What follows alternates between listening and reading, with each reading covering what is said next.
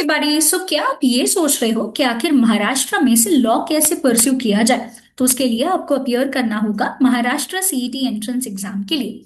अब बहुत सारे स्टूडेंट्स को ये बात दिमाग में आती है कि क्या ये एंट्रेंस एग्जाम अगर हमसे मिस हो गई है, या ये एंट्रेंस एग्जाम दिए बिना हम लॉ डिग्री की पढ़ाई कर सकते हैं क्या? तो इसका जवाब है नहीं। ये एंट्रेंस एग्जाम कंपलसरी है अगर आपको लॉ डिग्री परस्यू करनी है तो चलिए जानकारी लेते हैं Maharashtra law CET entrance exam 2026 के बारे में कि ये एंट्रेंस एग्जाम क्या होती है, कब होती है और कौन से ऐसे टॉप कॉलेजेस है जिसमें आप अपनी लॉ डिग्री की पढ़ाई कर सकते हैं।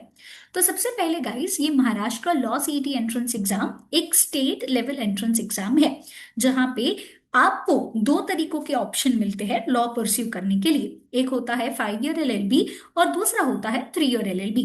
तो 5 ईयर एलएलबी अगर आपका 12th स्टैंडर्ड कंप्लीट हो चुका है या फिर आप एक 12th अपियरिंग स्टूडेंट हो तो इस एंट्रेंस एग्जाम के लिए एलिजिबल हो। बट अगर आपका ग्रेजुएशन कंप्लीट हो चुका है या फिर अगर आप अपनी फाइनल ईयर ऑफ ग्रेजुएशन में हो तो आप कौन सा कोर्स कर सकते हो? 3 ईयर एलएलबी जो है ये कर सकते हो। अब दोनों में क्या फर्क है इसके बारे में एक बेसिक आइडिया ले लेते हैं। तो 5 ईयर एलएलबी आपका एक इंटीग्रेटेड कोर्स होता है जिसमें आपको दो डिग्रीज मिलती है। एलएलबी तो होगा ही होगा, इसके अलावा बीए ऑप्शन होता है, बीबीए ऑप्शन होता है, बीएससी भी ऑप्शन होता है। अलग अलग कॉलेज में ये अलग अलग इंटीग्रेटेड प्रोग्राम्स आपको ऑफर किए जाते हैं। बट यहाँ पे 5 इयर्स में आपका ये दोनों ही चीज क्या हो जाता है, कंप्लीट हो जाता है। और अगर आप 3 ईयर एलएलबी करते हो तो आपको एलएलबी डिग्री जो है ये मिलती है, क्योंकि ग्रेजुएशन में तो ऑलरेडी एक डिग्री आपके पास आ चुकी है। अब ये एंट्रेंस एग्जाम को कंडक्ट कौन करता है? तो state CET cell of Maharashtra इस एंट्रेंस एग्जाम को कंडक्ट करता है। और जो टॉप लॉ कॉलेजेस है जैसे कि GLC Mumbai, ILS Pune, PGCL, KC law college, Firodia law college etcetera, अगर इन कॉलेज में आपको पढ़ना है तो yes, Maharashtra CET entrance exam compulsory हो जाती है। अब जो एलिजिबिलिटी होती है 5 इयर्स एलएलबी की, आफ्टर 12th एचएससी हो सकता है। ड्यूरेशन 5 इयर्स का होगा। और अगर आप एक स्कूल गोइंग स्टूडेंट हो तो 5 ईयर एलएलबी आपके लिए बहुत अच्छा हो जाएगा।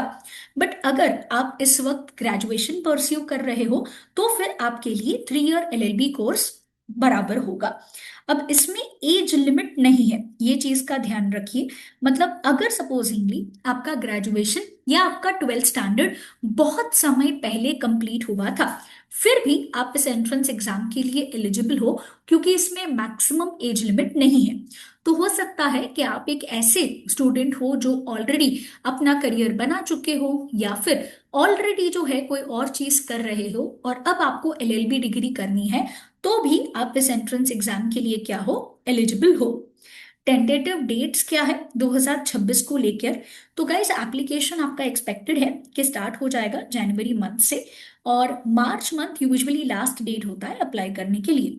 एग्जाम डेट की बात करें तो 5 ईयर एलएलबी एंट्रेंस एग्जाम जो है 12th बोर्ड्स के बाद होता है, ताकि जो स्टूडेंट 12th अपियरिंग थे वो 12th खत्म करके फिर अपना सीईटी एंट्रेंस एग्जाम दे सके।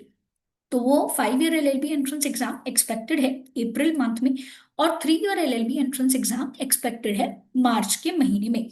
रिजल्ट यूजुअली जून के महीनों में आ जाता है और जून जुलाई में कैप राउंड प्रोसीजर जो है ये स्टार्ट हो जाता है।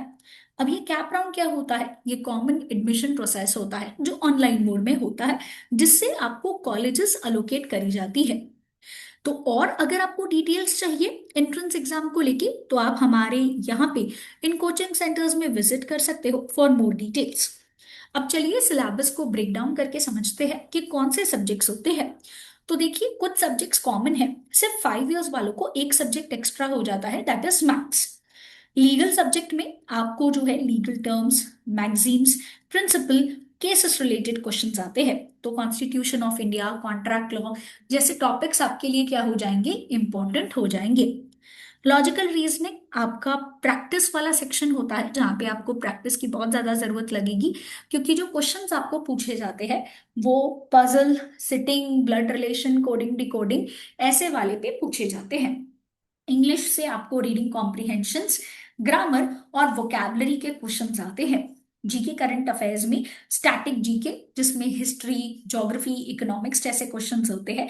एंड इसके अलावा आपको करंट अफेयर्स भी पूछे जाते हैं। करंट अफेयर्स के लिए अगर आपने हमारा चैनल सब्सक्राइब नहीं किया है तो कर लीजिए, ताकि आपको वीकली करंट अफेयर अपडेट मिलती रहे। और मैथ्स जो सिर्फ और सिर्फ 5 ईयर के लॉ स्टूडेंट्स को होता है, उसमें बेसिक 10 स्टैंडर्ड का मैथ्स, जैसे profit and loss, time, speed, distance, percentages, averages जैसे टॉपिक्स आपको पूछे जाते हैं। अगर हम देखें तो टॉप कॉलेजेस जो आइडियली आपका टारगेट होनी चाहिए, वो कौन सी कॉलेजेस है? जीएलसी मुंबई है, आईएलएस पुणे है, Praveen Gandhi law college 5 year के स्टूडेंट्स के लिए, केसी लॉ कॉलेज 3 ईयर के स्टूडेंट्स के लिए, इसके अलावा रिजवी लॉ कॉलेज है, नवलमल फिरोदिया लॉ कॉलेज पुणे। ये कुछ अच्छी कॉलेजेस है। और ये अच्छी कॉलेजेस का कट ऑफ क्या होगा? अगर हम लास्ट ईयर के रेफरेंस से कंसिडर करें तो जीएलसी मुंबई का 99.2 परसेंटाइल था, आईएलएस का 98.9 परसेंटाइल, पीजीसीएल का 98.2 परसेंटाइल, केसी लॉ कॉलेज का 98.2 परसेंटाइल।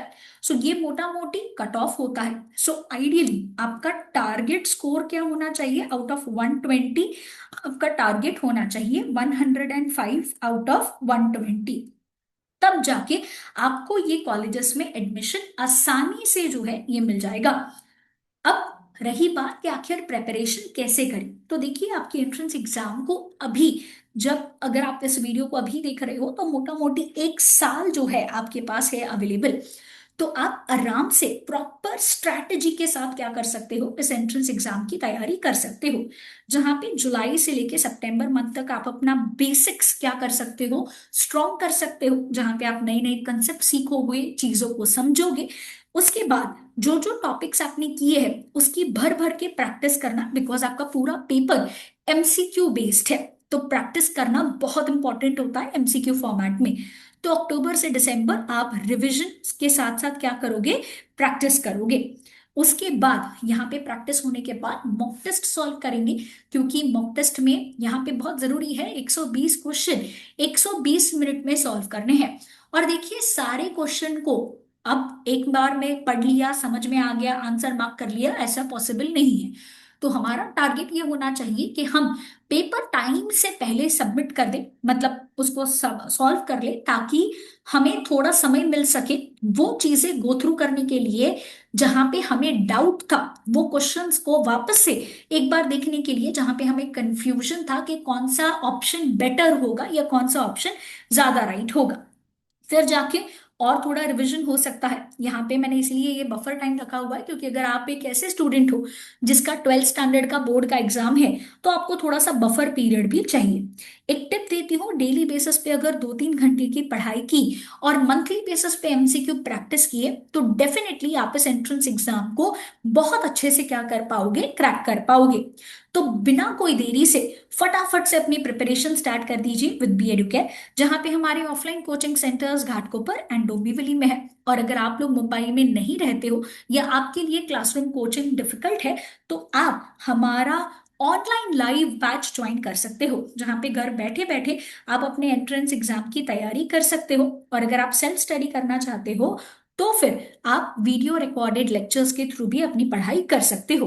फॉर मोर इन्फॉर्मेशन आप हमारी ये ब्रांचेस विजिट कर सकते हो, या फिर हमें इन नंबर पे कांटेक्ट कर सकते हो for more details. Stay tuned guys, और अगर आपने चैनल सब्सक्राइब नहीं किया है तो कर लीजिए for more strategies regarding the entrance exam.